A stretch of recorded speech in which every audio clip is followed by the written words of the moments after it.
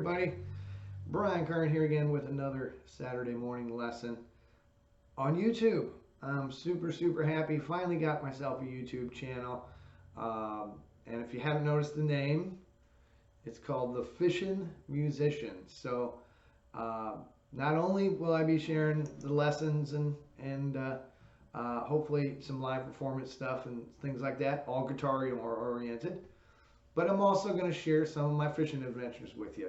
I hope that's okay, because if I'm not picking guitar in some way, shape, or form, I'm out on the water. So I'm going to share some of that stuff with you too. So anyhow, yeah, glad to be here. Hope you enjoyed this lesson.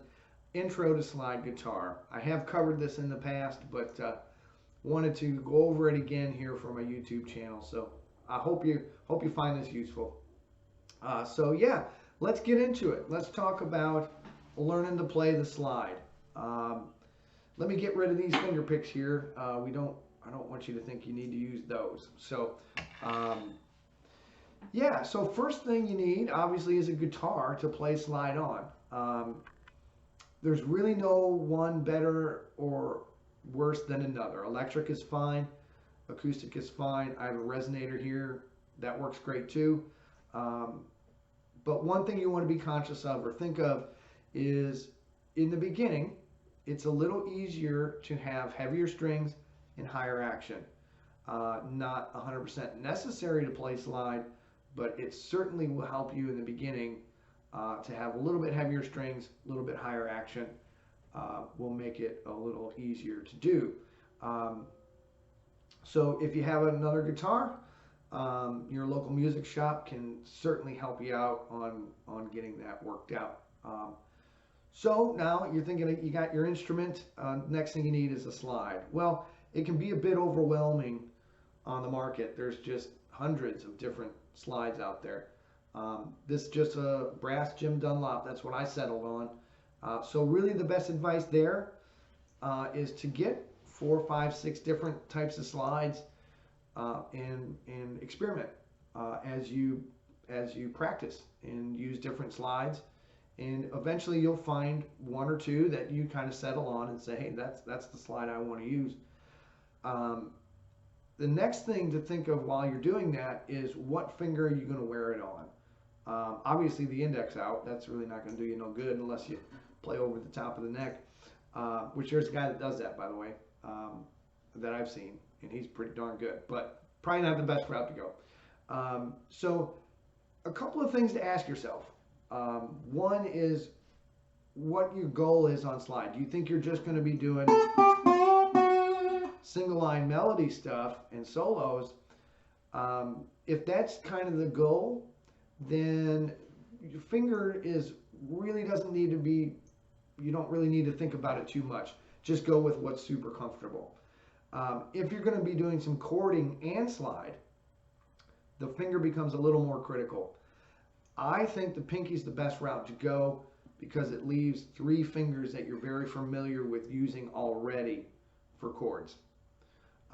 But you can work around any issue usually, regardless of what finger you decide to wear your slide on for chording.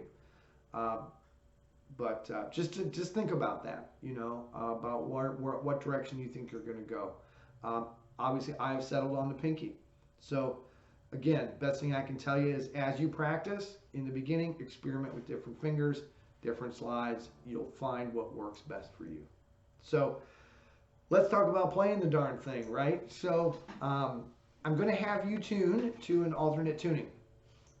It's not 100% necessary for the exercise we're going to do, but slide is so commonly done in alternate guitar tunings that it's good to get in the habit. So we're going to do open D. So my guitar is actually tuned to a D chord. It's pretty easy to get to. So if you're in standard now, the low E string will go down to a D, a whole step. The 5th string will stay in A. The 4th string will stay a D. The G string will go down a half step to F sharp. The B string down a whole step to A. And the 1st string down a whole step to D. D, A,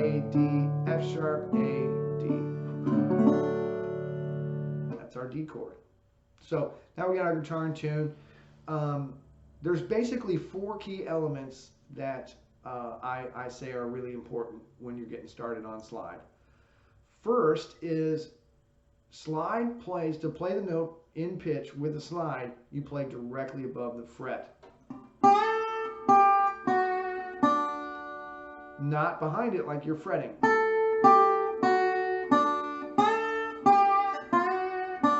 Directly above it. That's kind of rule number 1.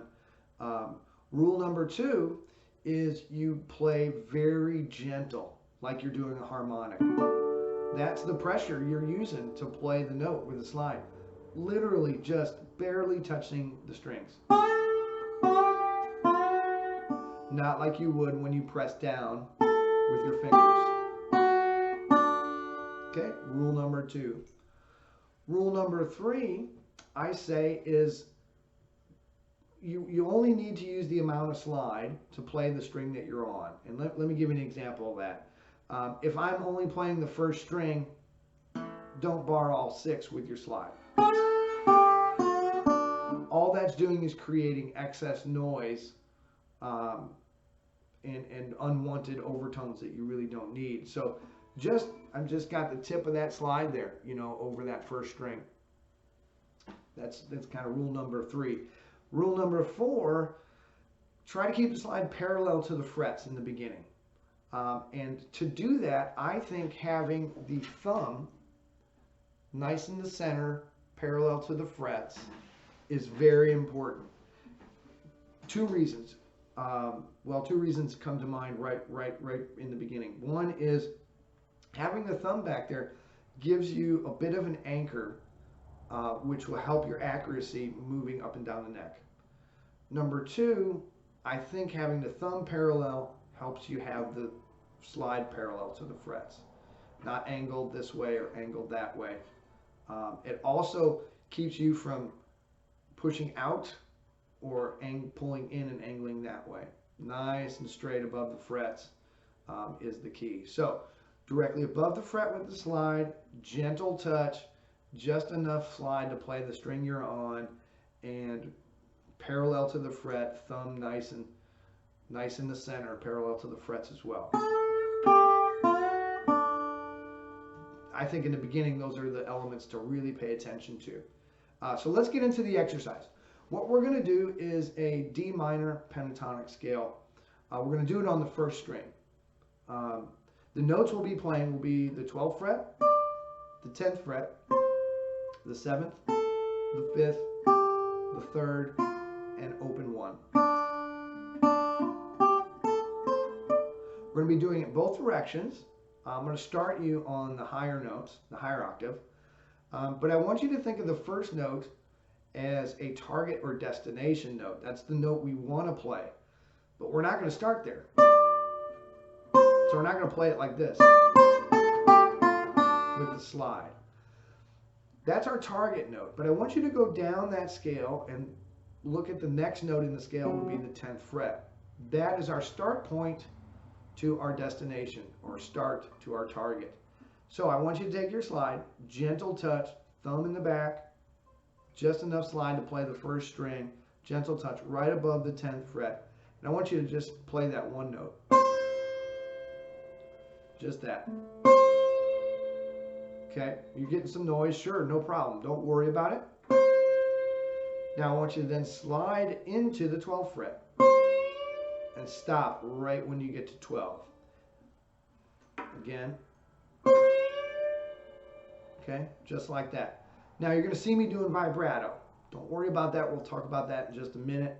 I just find it really difficult to not do it. I try really hard. It's just so ingrained, it's hard not to. So we're on 10, but our destination is 12. Okay, so the next note in the scale is 10. That's our destination. So we're going to go down to the note below it and start on 7 and slide into 10. Next note in the scale is 7. Below it would be 5. So we're going to start on 5 into 7. Next note is 5. Note below it is 3. So start on 3. Third note is the next note. We really don't have much of a scale behind it, so we're just going to start on 1 or 2, slide in, and finally open. So again, I'll play that real slow for you. Think of those things: directly above the fret, gentle touch, thumb in the back, just enough slide to play that first string, not covering a bunch. Slide in, slide in, slide in,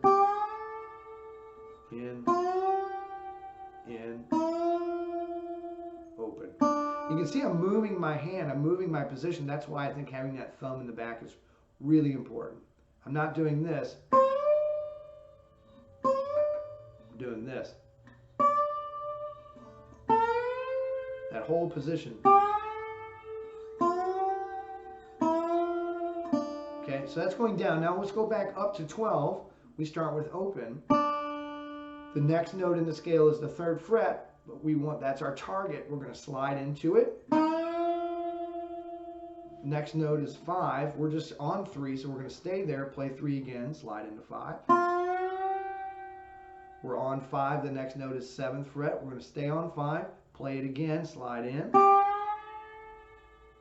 into 10, and finally into 12. Again, you can see I'm moving that whole position all in one nice position. Gentle touch above the fret, parallel to the fret, just enough slide to play that note. So always kind of just keep telling yourself those things. Now, let's look into that vibrato. So it's easy to do, but it really does help. It just makes everything sound better. You know, let's be honest, whether you're playing slide or just regular guitar, you know, vibrato always adds that little icing on the cake, you know. So my rule of thumb for slide vibrato is, in the beginning, give yourself, from your target note or destination, give yourself a fret above and a fret below to waver over that destination note. So that's my that's my spot. Don't dive in like this and just start trying to wiggle. You know, control's the main thing. So literally in the beginning, I suggest this just back and forth movement, and just kind of not only get used to the sound, get used to the motion, and always make sure that you always come back over the fret that you're wanting to play. You don't want to wind up here, then you're off pitch, you know. So always, if your 12th fret is the note you're playing, you have to continuously waver over that fret. So again, I give myself a fret above and a fret below, but just really slow. You can kind of start like that. Be drastic. Gradually work your way up to, you know, everybody's slide vibrato is unique. Some people are real tight and fast. You know, other people, myself, I'm kind of loose and slow, I guess. I'm kind of wide. You know, I'm not super fast, but and it can vary from song to song and line to line, but start slow with it. Don't overdo it right away. But yeah, it definitely is something you want to start to work on. But that's kind of my rule of thumb. Start slow. Just get used to it, you know. Take your time. Slow, slow, slow. Now, next thing, you're probably hearing some sounds. Okay, so if you're hearing this, which isn't always a bad thing, but now we want to really try and work on technique right now. If you're hearing that, it's probably because you've angled your slide out away from the strings and it starts to rattle. Okay? If you're hearing excess overtones, you're probably using too much slide. So you need to drop your slide down a little bit. If you're getting sounds like this, you're probably pressing too hard. So any other sounds might not be all that bad. You know, keep in mind, it is you're going to have sound. You're going to have noise, you know, and part of that's nice. That I love the sound of, I love that. That's a great sound to me, you know. So part of that is all playing slide. So we don't want to be super clean that people don't even know we're playing slide. So, but brings us to our next kind of technique here is how do we be cleaner? We might want a nice, really clean sound.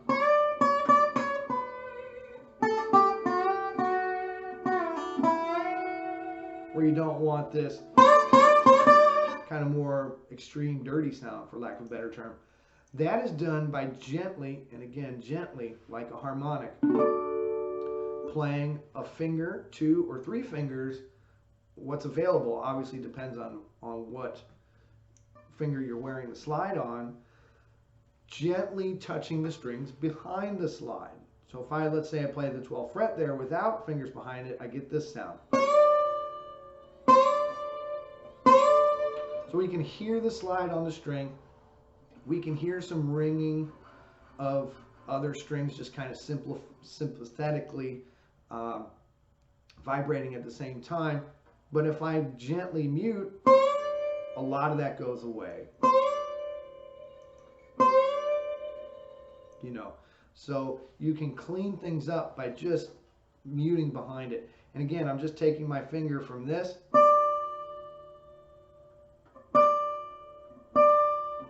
It can be one finger. It could look like this for you. It could be just the ring finger. You know, I have a tendency to roll my ring finger on my slide a little bit when I when I mute behind it. But that's me. You know, your hand might look different. As long as you still got a parallel to the frets in the beginning, as long as gentle touch right above the frets, it really doesn't matter what fingers you wind up using to mute to get that cleaner sound. But it's definitely something you want to work on because it has its place in the world of slides. Sometimes you really want to be clean and precise. It just has a different tone too. You know, a line like this,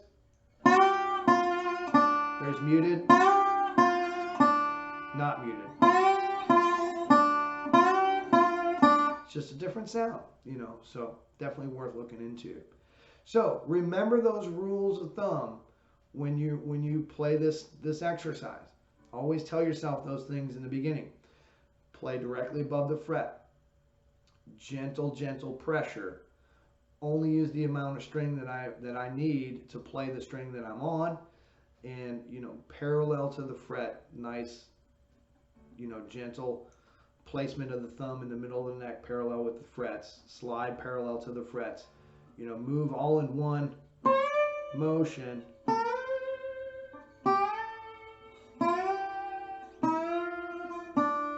Take your time, you know. Now, as you can see, that exercise, you can do that on any string you want. You don't even have to detune your guitar in order to do it because we're just on one string. But like I said earlier, it's good to kind of get in that habit of exploring tuning to alternate tunings. So that's about it to get started. Remember, take your time, go slow. You know, don't be in a hurry. That's the main thing here. If you're getting sounds, if you're getting rattles and buzzes and things like that, it's all part of it. You know, the best advice I can give you for that level of frustration, if you're experiencing that, is, you know, shorten your practice time to, instead of a long stretch of an hour or 2 every day, shorten it to maybe 5 or 10 minutes at a time, maybe multiple times a day, or maybe even just once a day for 10 minutes, you know. Take your time. Remember, don't be in a hurry. That's the best advice I can give you. But remember to go through those things, you know, that checklist basically. It's really, really important. Because you really can develop some bad habits in the beginning that will make your process harder. Not to say the end result won't be good, because we all know, you know, many of us have been told by multiple teachers, you should hold your guitar this way, hold your pick that way, this, that, and the other. And then we see this great guitar player who's doing none of that, you know. So yes, you know, different techniques can, you can get to the same goal. But I think these are some elements to think about to avoid those bad habits that will make your progress, slower and more difficult in the long run. So anyway, hope you enjoyed that. Hope that gets you started on slide. Throw some comments if you have any ideas of content you might want to see in the future.